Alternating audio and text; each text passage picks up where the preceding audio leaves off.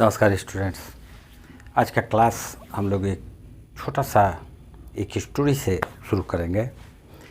वो स्टोरी इस प्रकार से है कि कोई 30 इयर्स पहले की बात है और शायद मैं उस वक्त 9 या 10 क्लास में था। तो मेरे क्लास में एक लड़का था, रमेश कुमार नायक। कहीं ना कहीं वो होगा ही, और इत्तेफाक से अगर वो मेरा वीडियो ये देख रहा होगा तो ज़रूर हम दोनों दोस्त बिछड़े हुए मिल भी जाएंगे। तो 9 या 10 क्लास की एक कहानी थी। हमारे क्लास में सर मोहम्मद इम्तियाज़ आलम साहब फिज़िक्स पढ़ाते थे। तो एक दिन उन्होंने एक क्वेश्चन किया कि व्हाट इज़ फिज़िक्स, फिज़िक्स क्या है। तो सारे स्टूडेंट में से कुछ स्टूडेंट्स ने जवाब दिया, जिसके मन में जो था वो जवाब दिया। रमेश कुमार नायक की बारी आई। उसने अपना हाथ उठाया। सर बोले ठीक है जवाब दो। तो उसका जवाब सुनिए। उसने कहा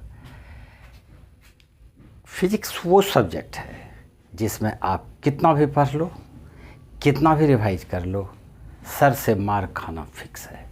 यानी वो सब्जेक्ट जिसको आप लाख पढ़िए, कितना भी पढ़िए, सर का मार लगना ही है, उसी को फिज़िक्स बोलते हैं।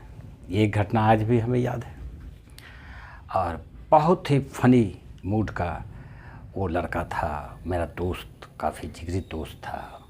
बरसों हो गए मिला नहीं उससे। तो ऐसा नहीं है, फिज़िक्स का जो ये उसका कॉन्सेप्ट था, ये कॉन्सेप्ट मेरे ख्याल से सही नहीं है। आप इसको अगर पढ़ते हैं तो ये बिल्कुल आसान होता है।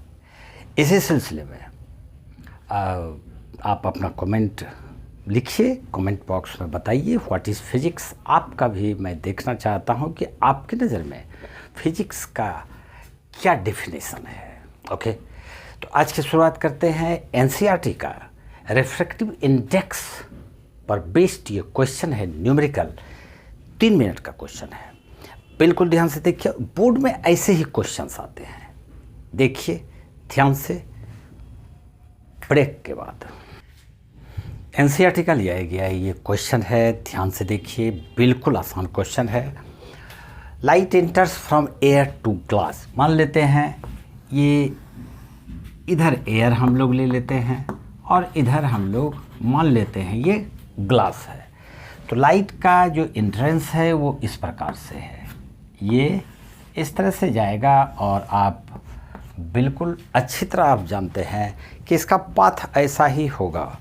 ये आई और ये R, angle of incidence and angle of refraction. तो इसी में दोनों एंगल के साइन का जो रेशियो है वही रिफ्रैक्टिव इंडेक्स होता है। तो यहाँ पर क्वेश्चन में हमको दिया हुआ है कि रिफ्रैक्टिव इंडेक्स ऑफ ग्लास, यानी सॉल्यूशन में हम लोग आते हैं और हमको दिया हुआ है रिफ्रैक्टिव इंडेक्स, जिसको हम लोग म्यू बोलेंगे। और ये लेकिन कंप्लीट सिंबल लिखेंगे ए म्यू जी। इसका मतलब हुआ light enters from air to glass. तो ये हमको दिया हुआ है 1.5 और हमको निकालना है इसमें, ये जो है इसमें speed of light, speed of light in this medium, यानी कि ग्लास में। तो ये है। उसके बाद और तो कुछ दिया नहीं है। अब यहाँ पर स्पीड किसी भी मीडियम में ये लाइट का और एयर में स्पीड लाइट का, ऐसा हम लोगों ने स्टडी किया है। मेरा एक वीडियो है, अगर आप नहीं देखे तो उसको देखिए। तो ये क्या कहता है, refractive index, refractive index is equal to speed of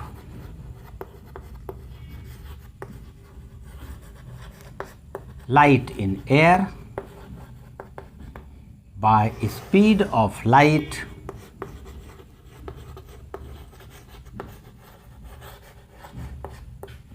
in glass। ये था। अब हम लोग इसको लिख लेते हैं। That implies mu is equal to इसको एयर में स्पीड या वैक्यूम में स्पीड को c डिनोट करेंगे, और यहाँ पर इसको v मान लेते हैं कि इसमें लाइट का स्पीड इसमें v दिया हुआ है मीटर पर सेकेंड मान लेते हैं। तो ये आ जाता है हमारा 1.5 इज इक्वल टू, अब देखिए यहाँ पर speed of light in air या वैक्यूम, ये आपको याद रखना पड़ेगा, ये बिल्कुल कांस्टेंट वैल्यू है और हम लोग c को मानते आए हैं 3 × 10⁸ मीटर पर सेकेंड, ये वैल्यू याद रखो। तो ये आ जाता है c के जगह पे हम लोग लिखेंगे 3 × 10⁸ v। इससे v इक्वल टू हो गया, v इज इक्वल टू, ये v इधर आएगा, ये 1.5 नीचे जाएगा, 3 × 10⁻⁸ डेसिमल के बाद एक डिजिट है, यहाँ 0 दे देते हैं और डेसिमल साफ कर दो, तो 30 × 10⁻⁸ 15 से 2, यानी ये आ जाता है 2 × 10⁸ मीटर पर सेकेंड।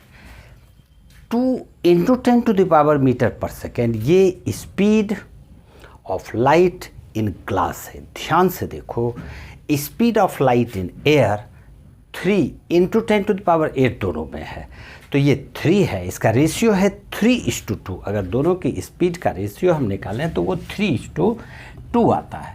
इसका मतलब है कि ये 3 है और ये 2 है, तो स्पीड लाइट का ग्लास में कम हो गया। कम क्यों हो गया? क्योंकि वो ऑप्टिकली डेंसर मीडियम है। बिल्कुल इजी क्वेश्चन है। ऐसा ही एक क्वेश्चन मैंने चुन कर रखा है, लेकिन आज नहीं बताऊंगा, वो दूसरे वीडियो में बतलाऊंगा। आज इतना सा ही। जय हिंद, जय भारत।